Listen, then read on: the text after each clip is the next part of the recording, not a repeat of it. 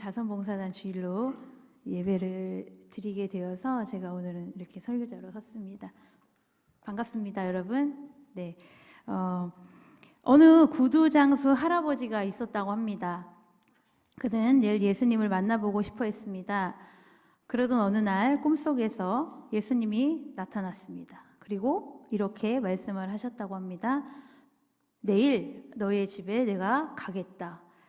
구두장수 할아버지는 대단히 기뻐하면서 각종 여러 가지 음식을 차려놓고 예수님을 기다리고 또 기다렸습니다. 그러나 기다리던 예수님은 오시지 않고 한 번은 거지가, 또 한 번은 청소부 영감이, 또 저녁 때는 사과장수 아주머니가 찾아왔습니다. 그들은 모두 가난하고 추위에 떨고 있었습니다. 할아버지는 그들이 불쌍하게 생각되었고 기다려도 오지 않으시는 예수님을 위해 준비했던 음식을 그들에게 먹였습니다. 그리고 그날 밤 꿈속에 예수님이 다시 나타나셔서 이렇게 말씀하셨습니다. 나는 오늘 너희 집에 3번이나 가서 3번 다 너무나 잘 대접을 받았다. 참으로 너는 나를 사랑하는 사람이구나. 고맙다. 가난하고 도움이 필요한 한 사람 한 사람을 대접하는 것이 곧 나를 대접하는 것이다. 톨스토이 이야기 중에 하나인데요. 오늘 말씀을 준비하면서 너무도 잘 맞는 이야기인 것 같아서 먼저 나눴습니다. 오늘 본문이 있는 마태복음 이 25장에는 3가지 비유가 등장합니다. 첫 번째 비유는 열처녀 비유이고요. 또 달란트 비유, 그리고 양과 염소 비유입니다. 이 3 비유는 모두 천국에 관한 비유라는 것과 또 하나 사람들을 2 그룹으로 나눈다는 공통점을 갖고 있습니다. 이 3가지 비유에서 사람들은 2 부류 중 한 부류에 속하게 되어 있는데요. 그래서 어찌 보면 아주 철저한 이분법이고 또 흑백 논리처럼 보여집니다. 그러나 여러분, 신앙에는 제3의 길은 결코 없다는 것을 마태복음 25장 비유를 통해 깨닫는 시간이 되기를 소망합니다. 이것도 저것도 아닌 길은 없다는 것입니다. 차든지 덮든지 해야 합니다.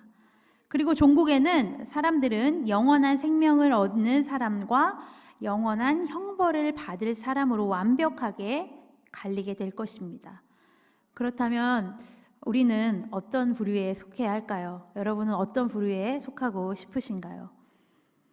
오늘 본문은 그리스도의 재림 때 있을 심판의 모습을 보여주고 있습니다.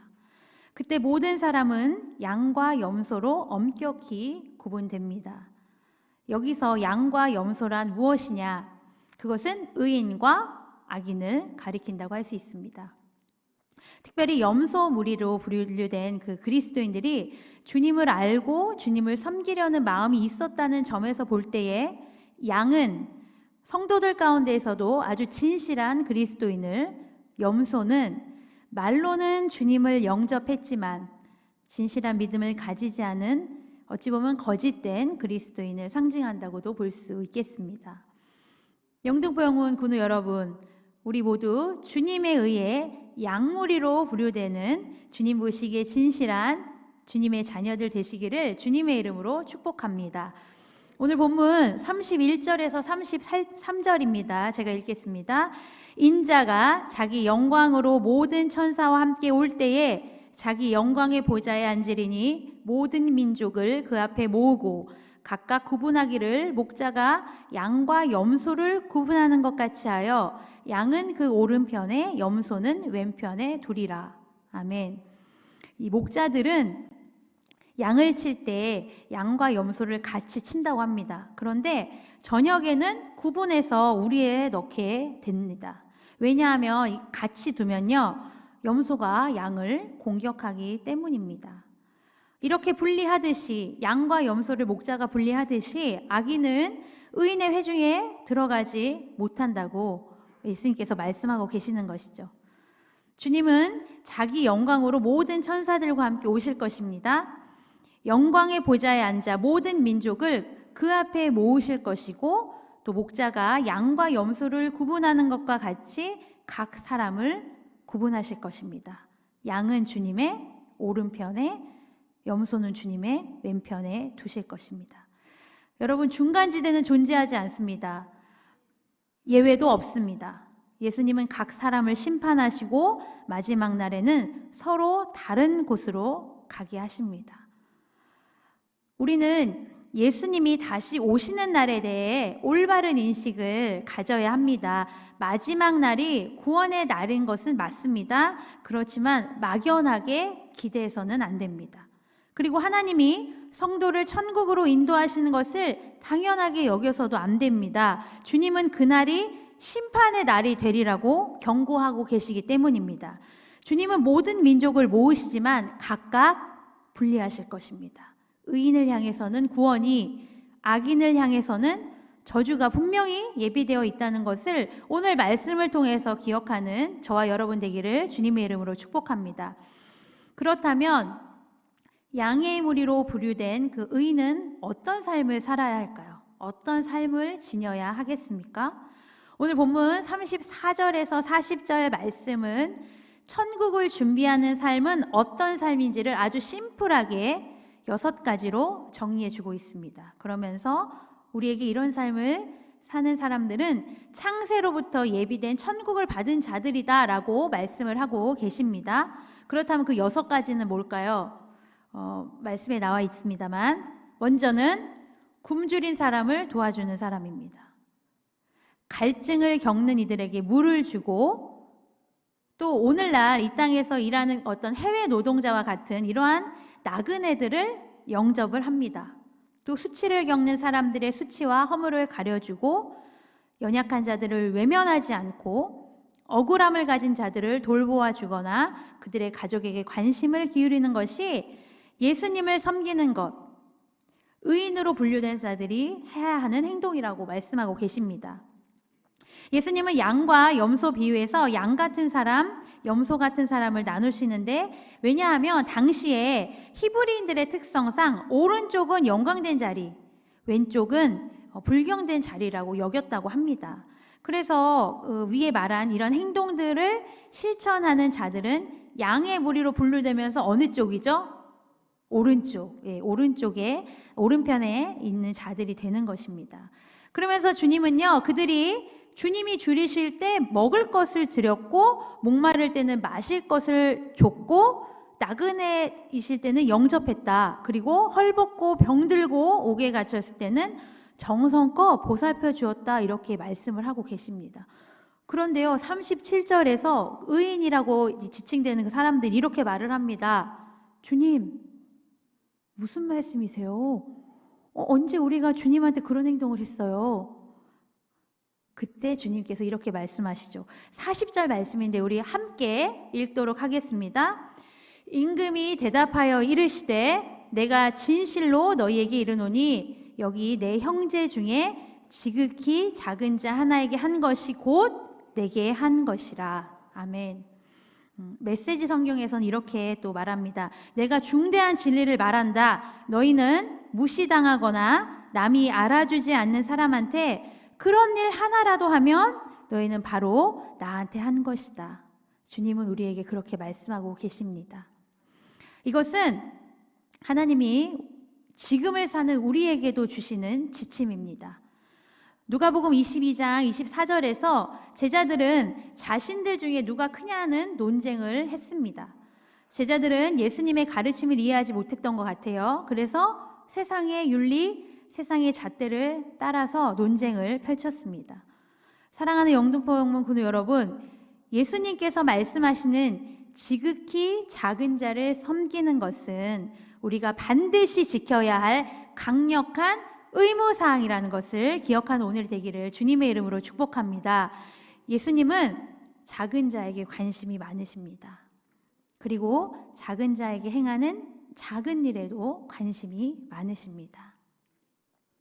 하나님의 자녀로 사는 삶과 또 세상의 구성원으로 사는 삶은 결코 별개가 아닙니다.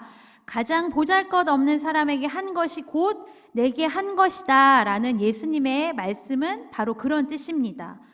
하나님을 진심으로 사랑하고 믿고 경외한다면 그 진심 어린 마음이 일상에서 그대로 나타날 수밖에 없는 것입니다. 그리고 나타나야 합니다. 만약 하나님을 사랑한다고 말하면서, 하나님을 믿는다고 말하면서 그분의 형상을 닮은 사람들을 무시하고 외면하고 있다면 아마도 그 사람은 거짓이고 위선일 것입니다. 그래서 예수님의 삶의 태도를 보고 양과 염소, 의인과 악인, 진짜와 가짜를 가려내겠다고 하신 것입니다. 이 작고 연약한 지체를 돌보는 선행은 여러분 구원의 조건이 아닙니다. 구원의 결과입니다. 우리가 예수님을 믿고 구원 받았기 때문에 이제는 작고 연약한 지체를 돌봐야 하는 것입니다. 그런 것이라는 것을 기억하시길 바랍니다. 그리고 예수님은 지극히 작은 자를 자신과 동일시하시면서 그들에게 하는 것이 곧 나 예수님께 하는 것이라고 우리에게 말씀하고 계십니다. 오늘 예배는 특별히 자선봉사단 주일로 드려지고 있습니다. 본문 마태복음 25장 40절은 자선봉사단의 표어 성구이기도 합니다. 이 말씀이 모토가 되어서 정말로 지극히 작은 자, 도움이 필요하고 섬김이 필요한 사람들을 돌보고 도와주며 관심을 갖는 것이 우리 자선봉사단이 추구해야 할 삶입니다. 잠깐 자선봉사단에 대해서 소개를 해드리겠습니다. 자선봉사단은 구세군이 펼치는 전통적인 봉사 중 최상의 사랑을 표현하는 그러한 단체입니다. 그래서 마음은 하나님께, 손길은 이웃에게라는 이 구세군의 정신을 가장 잘 반영한 봉사를 위해서 조직된 단체입니다. 오늘 본문의 말씀처럼 연령이나 무능력이나 질병 또는 다른 환경으로 인한 외로움과 소외감으로 상처받기 쉬운 사람들에게 다가가서 물질적인 도움뿐만이 아니라 정신적으로, 영적으로 위로와 기쁨을 주고 하나님의 사랑을 표현함으로써 그들의 영혼을 구원하고 희망을 주는 것에 목적이 있습니다. 이곳에 계신 자선봉사단원 여러분 다 잘 알고 계시죠?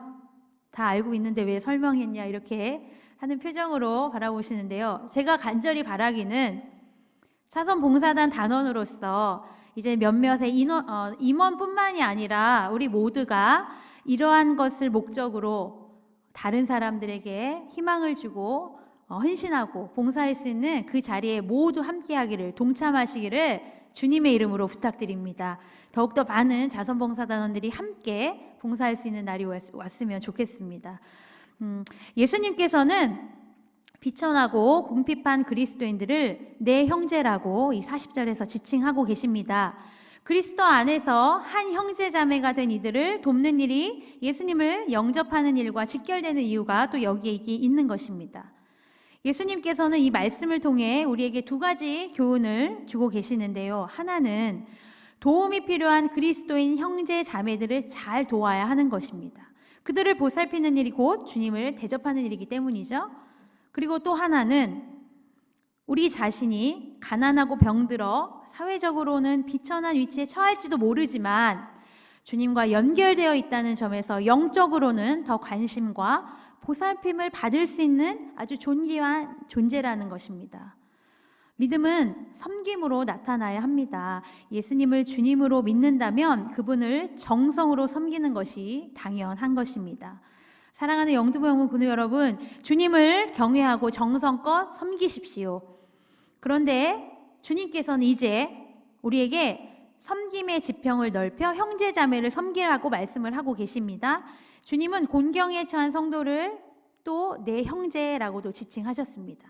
지극히 연약한 형제 자매를 보살피고 섬기는 것이 곧 주님을 섬기는 일이라고 말씀하시면서 말이죠. 성도를 돕고 보살피는 것이 의인과 악인을 가르는 기준이 된다는 것을 기억하는 이 시간이 되길 소망합니다.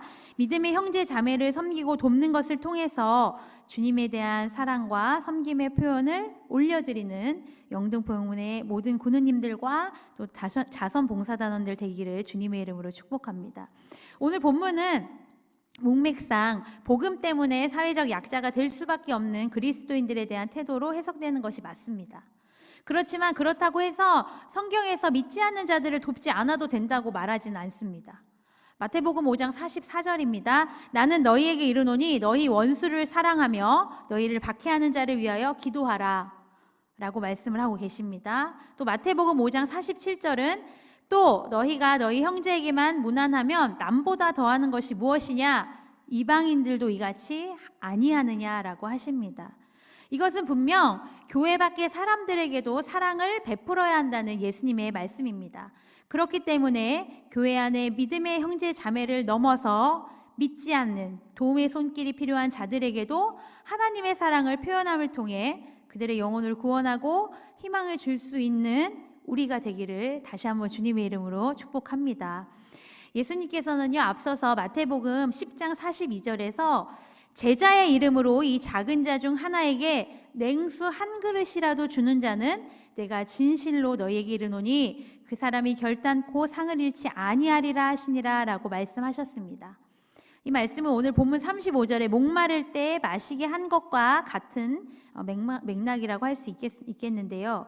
그렇다면 여러분, 우리는 얼마나 가지고 있어야 섬길 수 있을까요? 얼마나 많은 것을 가지고 있고 얼마나 풍족해야 섬길 수 있겠습니까? 사관님, 돈 많고 여유 있는 사람이나 누군가를 도울 수 있죠. 저 먹고 살기도 힘든데 너무 강요하지 마세요 라고 생각하시는 분들은 아무도 안 계시겠죠? 예, 아무도 안 계실 줄 믿습니다.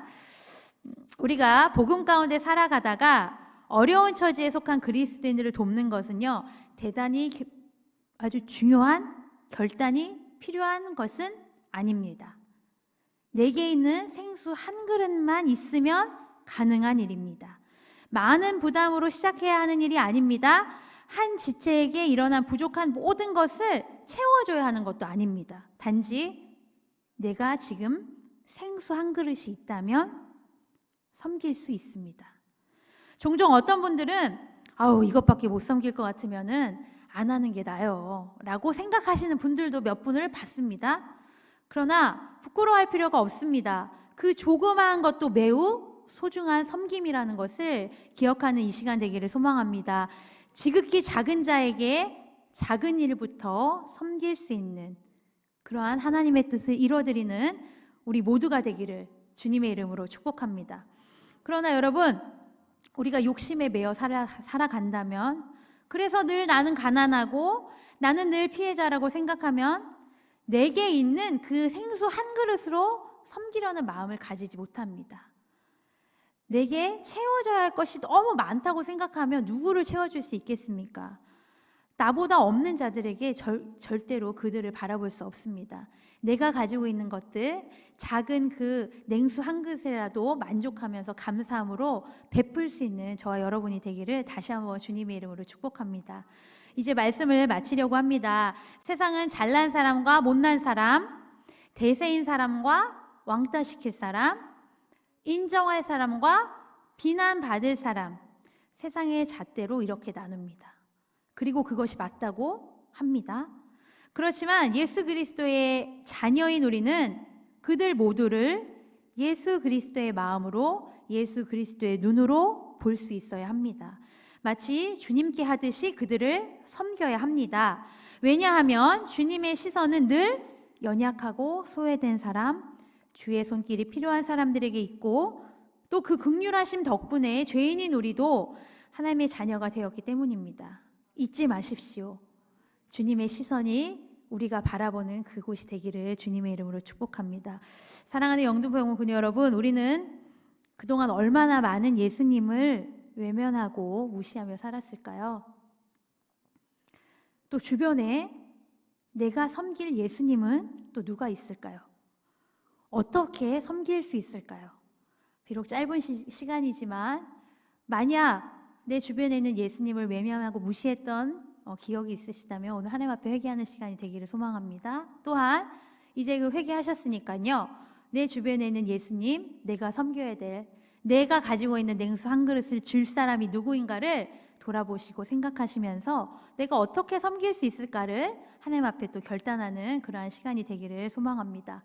자선봉사단으로 교회에서 하는 봉사와 섬김은 물론이거니와 이제는 그리스도인으로서 내 주변에 있는 예수님을 찾아 그들에게 어떤 필요를 채워줄 수 있는지 지극히 작은 자에게 우리가 할 수 있는 가장 작은 일부터 작은 섬김을 시작할 수 있는 저와 여러분, 나아가 구세군 영등포 영문이 되기를 주님의 이름으로 축복합니다.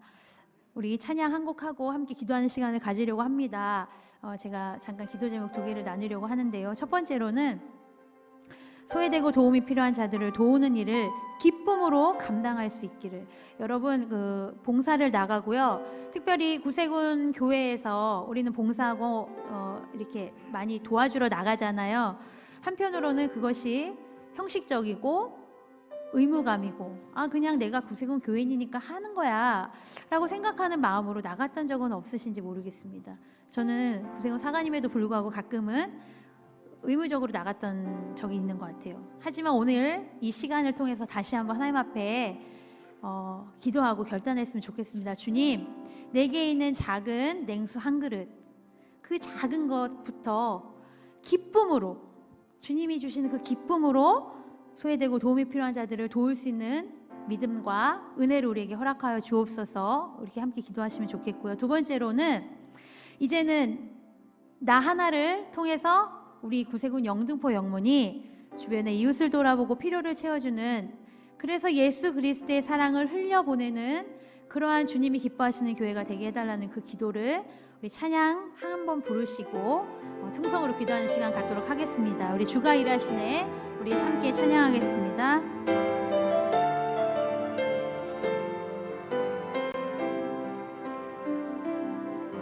날이 저물어 갈 때, 빈들에서 걸을 때, 그때가 하나님의 때. 내 힘으로 안 될 때, 빈손으로 걸을 때, 내가 고백해 여호와 이래. 주가 일하시네, 주가 일하시네, 주께 아끼지 않는 자에게. 주가 일하시네, 주가 일하시네, 신뢰하며 걷는 자에게. 우리 모인 이곳에, 우리 모인 이곳에 주님 함께 계시네. 누리네 아버지 은혜. 적은 떡과 물고기 내 모든 걸 드릴 때, 모두 고백해 여호와 이래. 주가 일하시네, 주가 일하시네, 주께 아끼지 않는 자에게. 주가 일하시네, 주가 일하시네, 신뢰하며 걷는 자에게. 주가 일하시네, 주가 일하시네, 주가 일하시네, 주께 아끼지 않는 자에게. 주가 일하시네, 주가 일하시네, 신뢰하며 걷는 자에게.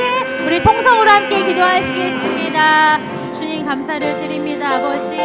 아버지 우리를 통하여 주여 일하여 주옵소서. 하나님 아버지의 자녀가 된 것만으로도 정말로 감사한 일인데, 하나님 아버지 이제는 주님께 구원받은 그 구원의 결과로 하나님을 믿지 않는 또 우리 주변에 많은 예수 그리스도를 도울 수 있는 하나님 우리에게 눈을 허락하여 주옵소서. 주님의 시선이 있는 곳에 우리의 시선이 있게 하여 주시고, 주님이 바라보시고 주님이 돕고자 하고 주님이 마음을 쓰는 그곳에 우리가 마음을 쓰고 도움을 줄 수 있는 귀한 믿음의 사람들, 주님의 자녀 될 수 있도록 인도하여 주옵소서. 하나님 아버지 봉사를 나가고 어려운 이웃들을 돕는 그 일에 혹여라도 우리가 의무적으로 했습니까? 형식적으로 했습니까? 주님 용서하여 주시고 하나님 예수 그리스도의 그 마음 우리에게 다시 한번 허락하여 주셔서 하나님 하나님 정말 우리에게 있는 그 작은 냉수 한 그릇이라도, 작은 섬김이라도 그들에게 기쁨으로 하나님을 몽사하고 하나님 도움을 줄 수 있는 우리가 되게 하여 주옵소서. 주님 아버지, 우리가 우리 구세군 영등포 부분 영문이 예수 그리스도의 사랑을 온전히 흘려보내는 영혼 되기를 원합니다. 우리가 한 사람 한 사람이 주님의 마음을 품고 그 사랑을 흘려보낼 때 이제는 믿지 않는 자들까지도, 그 영혼까지도 우리 이곳에 함께 나와 예배 드릴 수 있는 우리 구세군 영등포 교회로 하나님 함께하여 주옵소서. 아버지 감사합니다. 우리를 주님의 자녀로 삼아주셔서 구원받게 해주셨고, 이제는 그 구원의 결과를 다른 어려운 이웃들에게 그 사랑을 흘려보낼 수 있는 도구로 사용하여 주시니 감사를 드립니다. 그럼에도 불구하고 하나님, 우리가 의무적으로 형식적으로 그 사랑을 베풀었다면 주님이 용서하여 주시고, 이 시간 이후로 다시 한번 결단하오니 우리에게 봉사하고 헌신하는 그 일이 기쁨으로 감당할 수 있도록 허락하여 주옵소서. 우리에게 있는 작은 냉수 한 그릇이 그들에게는 큰 것이 됨을 기억하면서 작은 섬김, 작은 일부터 그 지극히 작은 자에게 주님의 사랑을 흘려보낼 수 있는 우리가 되게 하여 주옵소서. 특별히 우리 구세군 영등포 영문이 예수 그리스도의 사랑을 흘려보내는 교회 되기를 간절히 기도드립니다. 주님이 기뻐 받으실 만한 교회가 되기를 간절히 기도드립니다. 하나님, 믿지 않은 자들, 죽어가는 영혼들이 이곳에 와서 우리의 예수 그리스도를 사랑을 흘려보냄을 통하여서 그들이 이곳에 와서 주님을 믿고 영접할 수 있는 그러한 귀한 자리, 처소가 되기를 간절히 기도하오니 주님 이 교회를 사용하여 주옵소서. 주님께서 일하여 주옵소서. 하나님 아버지, 우리의 작은 섬김이 주님이 일하시는 그곳에는 귀하게 사용되어질 수 있는 그러한 교회, 그러한 성도 한 사람 한 사람 될 수 있도록 주님 축복하시고 인도하여 주옵소서. 감사드리며 예수님의 이름으로 기도드립니다. 아멘.